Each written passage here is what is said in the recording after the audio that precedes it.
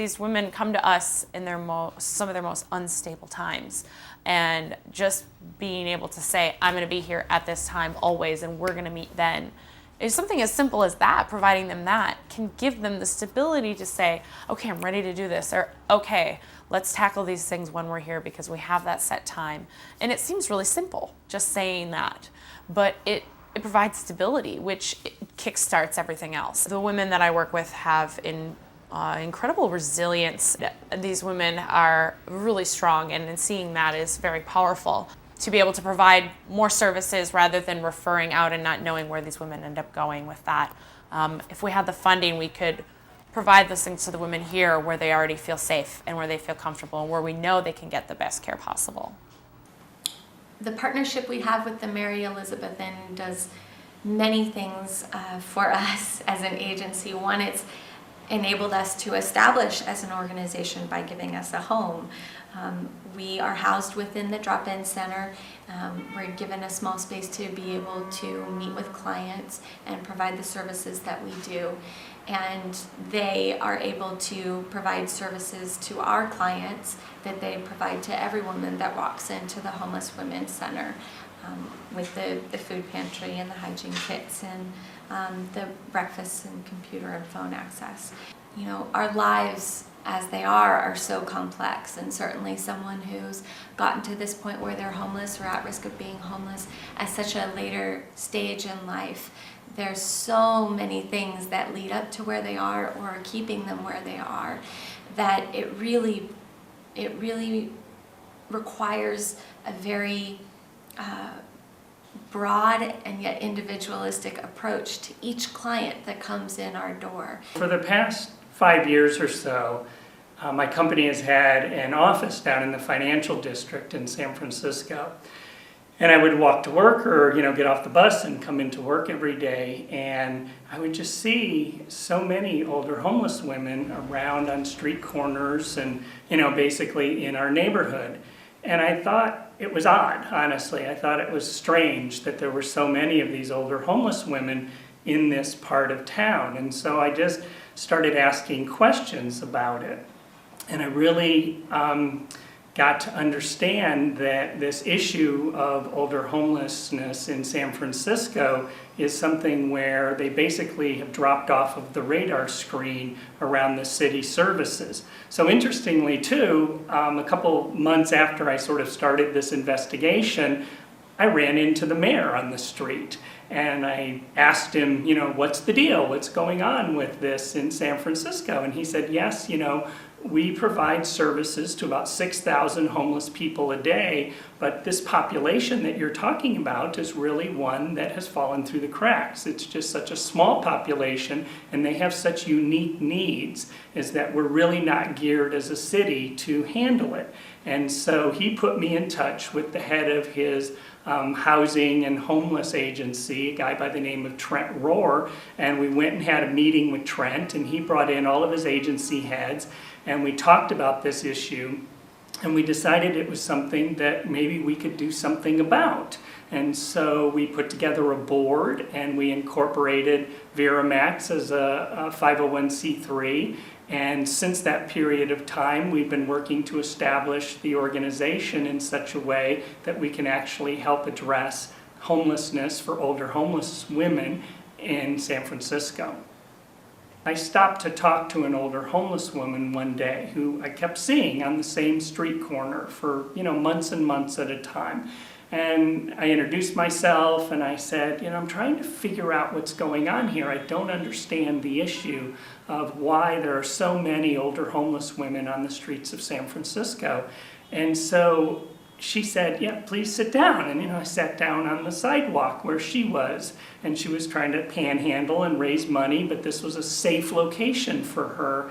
And so we sat down and we talked and we talked and we talked, and she told me about her life. And over time, I would keep seeing her, and we'd keep sort of having these meetings, if you will.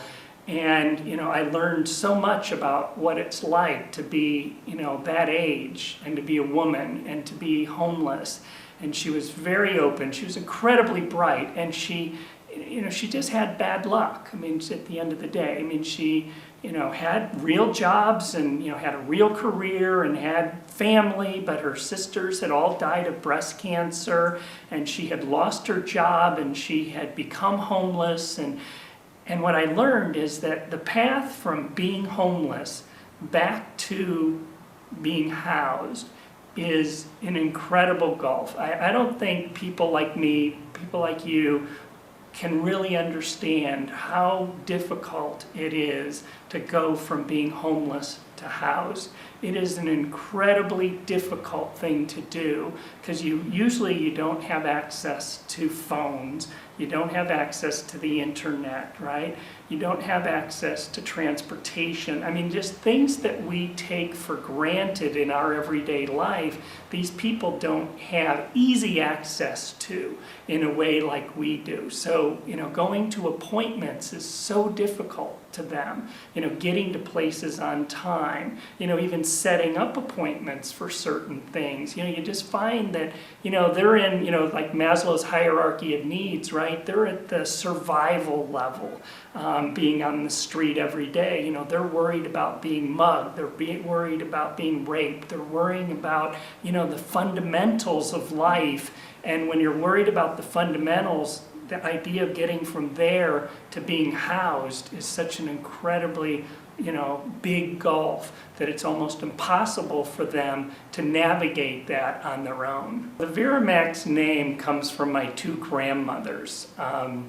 My one grandmother, Vera Dulworth, who lived in Hudson, Michigan, is the Vera part of VeraMax. And then my other grandmother, Maxine Cross, who lived in Battle Creek, Michigan, is the other side of that. So when I thought of putting together VeraMax, or a homeless agency, if you will, or an agency for older homeless women, I thought, what would be better than to honor my grandmothers, who were so incredibly important, to my life. The mission of VeraMax is simply to help older homeless women, 55 years and older, and the range has been from 55 to 92, to get off the streets and into what we call permanent supportive housing. So the idea behind that is it's not just an apartment, it's not just a place for them to live, but that there's actually wraparound services for these women, counseling services, therapy services, other types of support services, really to build a community for these women where they can connect with each other, connect with resources, and to really be off the street in such a way that it's very unlikely that they're ever going to become homeless again. So VeraMax today is working with approximately 10 women at any one point in time to move them from the street to permanent supportive housing.